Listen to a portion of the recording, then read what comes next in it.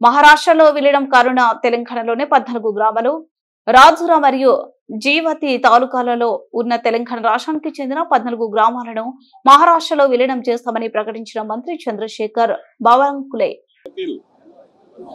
14 गावे हे तेलंगणा आणि महाराष्ट्र बाउंड्रीवर आहे आणि ही 14 गावं महाराष्ट्राच्या जमाबंदी आयुक्ताच्या रेकॉर्ड प्रमाणे ही सर्व गावं महाराष्ट्राची आहेत. त्यामुळं ही सर्व गावं महाराष्ट्रामध्ये या ठिकाणी त्यांचा महसुली रेकॉर्ड आणि यानंतर त्यांचा संपूर्ण जो काही व्यवहार आहे तो जरी त्या भागात आहे या भागात असला त्या राज्यात व्यवहार आहेत. त्या राज्यात काही शेती आहे या राज्यात काही शेती आहे. त्यामुळं गावाचं जे गावठाण आहे ते महाराष्ट्रामध्येच राहील याबद्दलची कारवाई आम्ही चालू केलेली आहे आणि याबद्दलचा पुरावा रेकॉर्ड आमच्याकडे आहे आणि त्याची नोंद आता महाराष्ट्र शासनाने घेतली आहे. एक मिनिट त्याच्यामध्ये प्रश्न असा आहे की त्या गावांमध्ये मतदार असेल दोन्हीकडे त्यांना मतदान काय करू शकतात.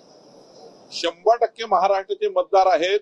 14 गावातले नागरिक आणि महाराष्ट्रातच मतदान करतील. ग्रामपंचायती, जिल्हा परिषद, पंचायत समित्या, स्थानिक स्वराज्य संस्था निवडणुकीमध्ये सुद्धा त्या ग्रामपंचायतचा त्या ठिकाणी ज्या आहेत त्या महाराष्ट्राचाच भाग राहणार आहे.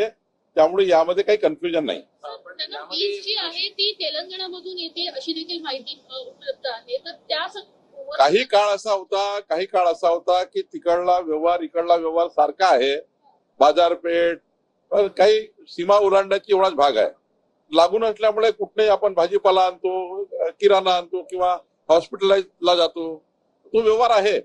पण जर स्टेटस काय, घरं कुठले आहेत, गावठाण कुठलेला आहे, ग्रामपंचायती कुठल्या आहे, महसुली रेकॉर्ड कुठे आहे, तर महाराष्ट्रामध्ये आहे. त्यामुळे जिवती, चंद्रपूर मधले 14 ग्रामपंचायती गावं हे महाराष्ट्रात असतील आणि त्या महाराष्ट्रात आहेत. सर पण तेलंगणात पण दावा केला तर काय प्रश्न. तेलंगणाकडे रेकॉर्ड नाही, रेकॉर्ड महाराष्ट्राकडे आहे. त्यामुळं तेलंगणाचा दावा त्या ठिकाणी काही मजबूत होणार नाही.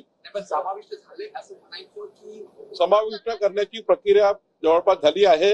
लवकरच त्याचा आम्ही अंतिम निर्णय करू.